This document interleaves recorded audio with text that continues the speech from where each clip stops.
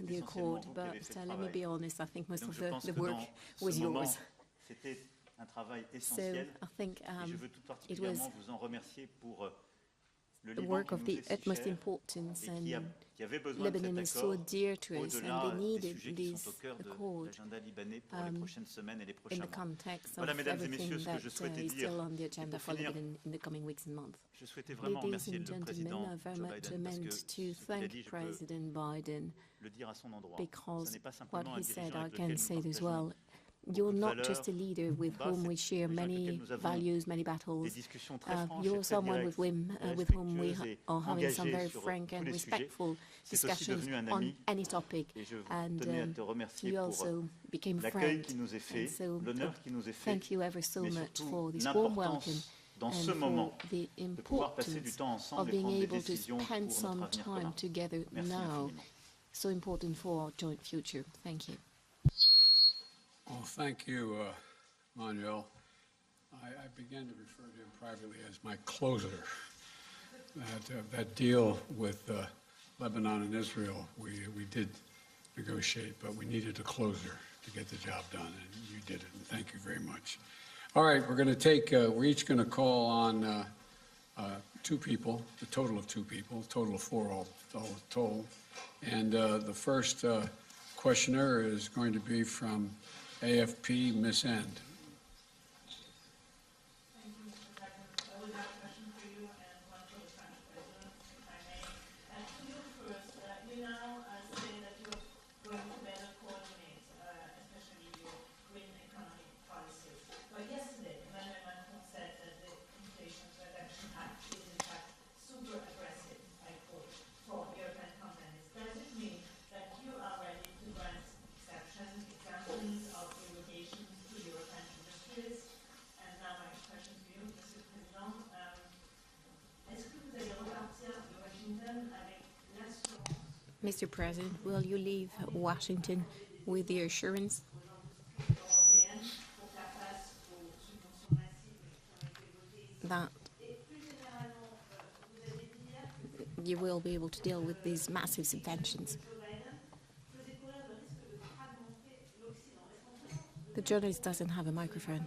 d'une certaine manière risquer de créer des divisions? Do you think there's a risk of generating divisions? I'll answer the last question since I didn't hear any of it. I didn't understand a word of it, so I'll answer it. I will take care of it.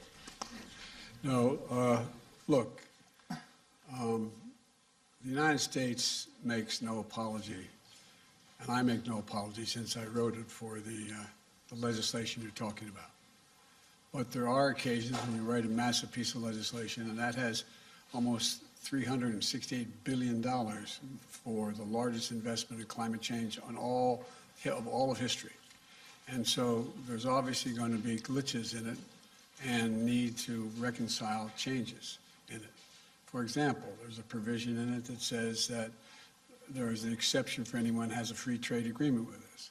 Well, that was added by a member of the United States Congress who acknowledges that he just meant allies. He didn't mean literally free trade agreement. So there's a lot we can work out. But the essence of it is we're going to make sure that the United States continues, and just as I hope Europe will be able to continue, not to have to rely on anybody else's supply chain. We are our own supply chain, and we share that with Europe and all of our allies, and they will, in fact, have the opportunity to do the same thing. So there's tweaks that we can make that can fundamentally make it easier for European countries to participate and or be on their own. But that is something that is a matter to be worked out. There is no fundamental, it was never intended when I wrote the legislation, never intended to exclude folks who were cooperating with us. That was not the intention. The intention was to make sure we no longer in a position when there was a pandemic in Asia and China decided they're going to no longer sell us computer chips. We invented the damn things, so it's, anyway, but my point is we're back in business. Europe is back in business, and we're going to continue to create manufacturing jobs in America, but not at the expense of Europe. Ce que nous avons échangé avec le président Biden, ce que le président Biden vient d'ailleurs de dire, What we've been ce que discussing with j'évoquais hier, President Biden and à what, propos as a matter c'est of fact, simple. he just said, and that's what I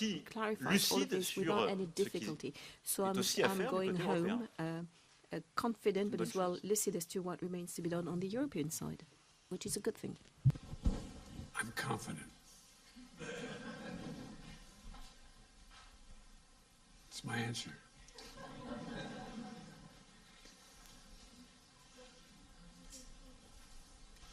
Okay, who's the next question? Got my list here. this side. Is it my turn to call on someone? Right? Okay, how about NPR, Tom Marquise? Thank you, Mr. President. I have a domestic question for you, and then, Mr. Macron, I have a question for you about Ukraine. But first, President Biden, do the freight rail workers deserve more than 1 day of paid sick leave, like millions of Americans have? And if so, why didn't you negotiate for that when you were helping to negotiate that contract that you now want Congress to impose? I love you guys. I negotiated a contract no one else could negotiate. The only thing that was left out was whether or not it was paid leave. You know, I've been trying to get paid leave, not just for rail workers, for everybody. But that other team, they're called the Republicans, they voted against it. They said we couldn't do it. We're one of the few nations in the world that don't have paid leave for our workers. And so what we're doing is we can't afford to have, and by the way, in the meantime, they got a 45% increase in salary, et cetera. There's a lot of good things that happened in that. And in fact, this shuts down over the question of 1 to 5 paid, or 7 or 9, or whatever the numbers would be negotiated of paid leave days. It's going to immediately cost 750,000 jobs and cause a recession. And so what I've made it really clear is that what was negotiated was so much better than anything they ever had, that it's worth, and they all signed on to it, by the way. There are only 4 unions out of the 13 or 14 that didn't agree. So the majority at the time was that I presented it. They asked me to do it. I presented it. They all signed on. But here's the story.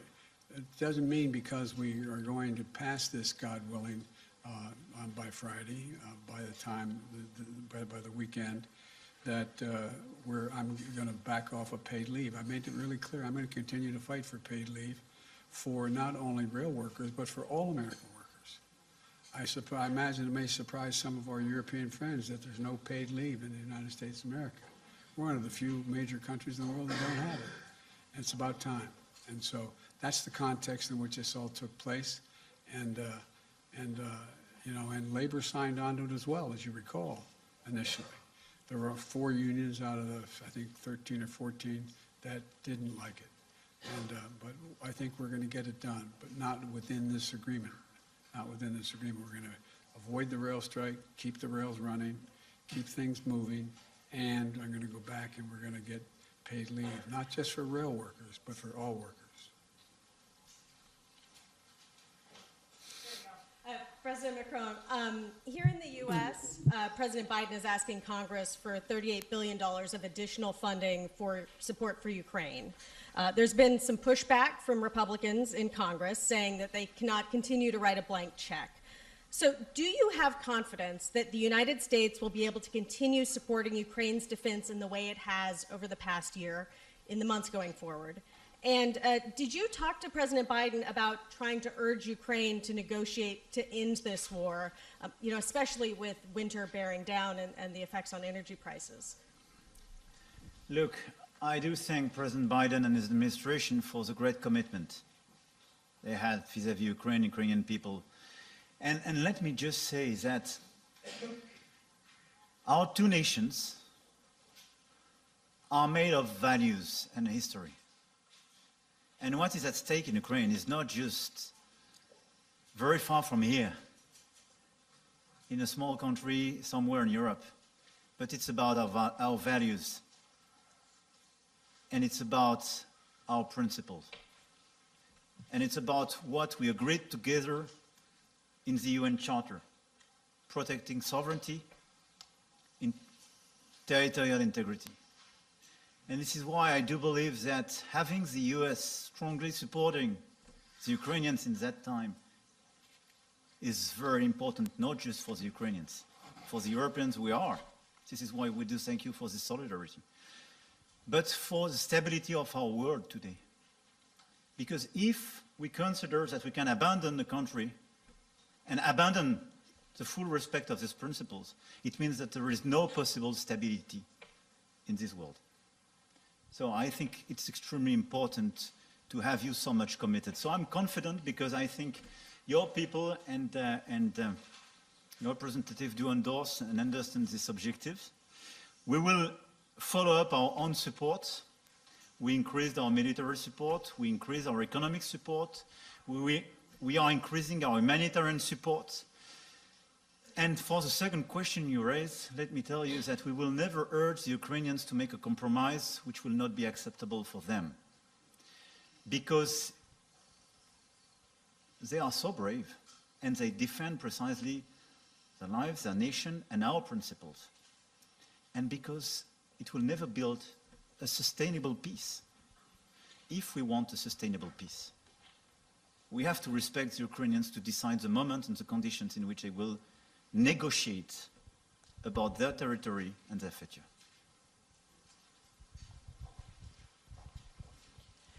This will be the last question.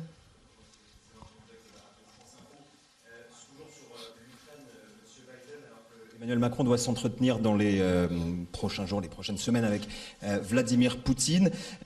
Le lien est maintenu depuis le début de la guerre. Vous n'avez pas toujours été d'accord avec cela. Est-ce qu'aujourd'hui vous approuvez l'approche du président français? Une deuxième question pour vous deux, alors que la guerre en Ukraine semble aujourd'hui à un tournant. Est-ce qu'il vous semble réaliste que le président Zelensky conditionne l'ouverture de négociations à un retour, je veux dire, dans le giron ukrainien de la Crimée? Merci.